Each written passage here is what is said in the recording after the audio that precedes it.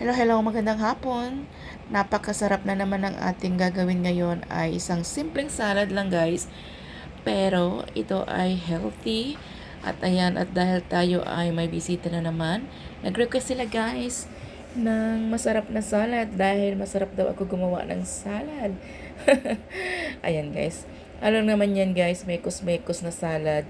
Ayan, ang ginamit natin yan guys ay tatlong klase ng lettuce.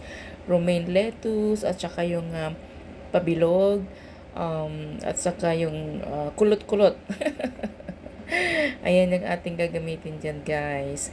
So, paghalo-haluin ko lang mga yan. At saka pala guys, malinis na po yan. Hugats na po ang lahat ng yan.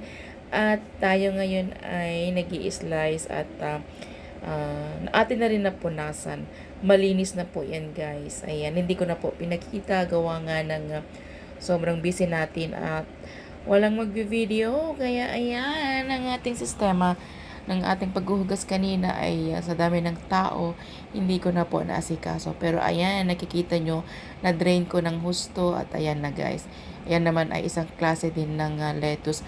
Pagsamasamahin ko lang ang mga yan guys. Ayan, tingnan nyo kung paano ko siya ginagawa. Sobrang simple at lahat kahit sino pwedeng gawin ito. Ayan, sobrang simple lang. Yan ng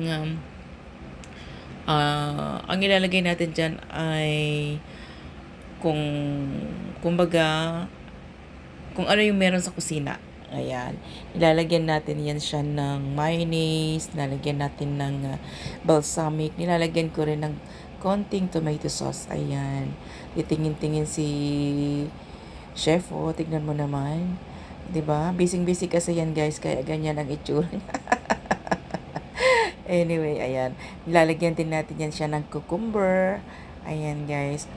So, napaka simple pero healthy nga yung ating ginagawa. Kaya ayan, panoorin po natin guys. Sana naman ay like and share. At sa mga gustong gumawa din po ng ganitong napakasimpleng pagkain na para sa mga bossing, ayan, na mahilig sa mga gulay-gulay o mga salad-salad, lalo na po yung mga western, no? Mahilig po sila dyan sa mga ganyang klase ng pagkain, guys. Kaya, ayan, lalagyan din natin ng cherry tomato. Ayan. Kaya nang sabi ko, lahat ng yan, guys, ay mga hugas na. Ayan, guys.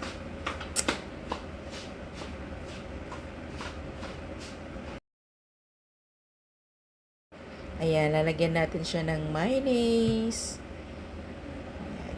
Gawa-gawa ko lang po yung sauce na yan guys. Try ko kasi at nagustuhan nilang bossing. Masarap daw.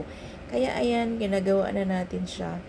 Ganyan po yung ating pag-discover ng mga nilalagyan ko ng konting soy sauce. Lumalabas parang Thousand Island lang po ang itsura niya yan. At napakasarap. Sa totoo lang, nilalagyan ko rin yan siya ng konting sugar, para mabalance natin yung pagkaasim niya. Ayan, titignan nyo guys kung paano ko yan siya ginagawa. Lalagyan din natin siya ng balsamic at syempre olive oil. Ayan guys, konting sugar lang para medyo mabalance yung kanyang asim. Kasi lalagyan pa natin siya ng balsamic vinegar. Ayan, at na-discover ko na masarap siya pag ganyan ang ilalagay natin kaysa sa anong tawag nito? Asin. Although nilalagyan ko din ng konti. Yan, nilalagyan din natin siya ng balsamic vinegar. Ayan, guys. Super yum yum. Lagyan din natin yan siya ng olive oil. Ayan. Para mamaya ay magiging masarap lalo, no? Saka na natin siya ibubuhos at pagkahalo-halo natin doon. At saka, pwede nyo rin siya, guys, lagyan ng konting asin, kagaya niyan, para kahit papaano ay may lasa naman. At nilalagyan ko rin yan siya ng parmesan cheese, cheddar cheese, o feta cheese, kahit anong cheese po ang pwede nyong ilagay dyan. Yan. At masasabi ko na super super sarap na po yan siya guys. Ayan. At nilalagyan din natin siya ng parmesan. Ayan, parmesan cheese, no? mamaya pagkatapos natin siyang halu-haluin. At ayan, yung avocado ay nilagyan din natin siya guys. Hindi ko na pinakita kung paano ko in-slice kasi nagmamadali tayo.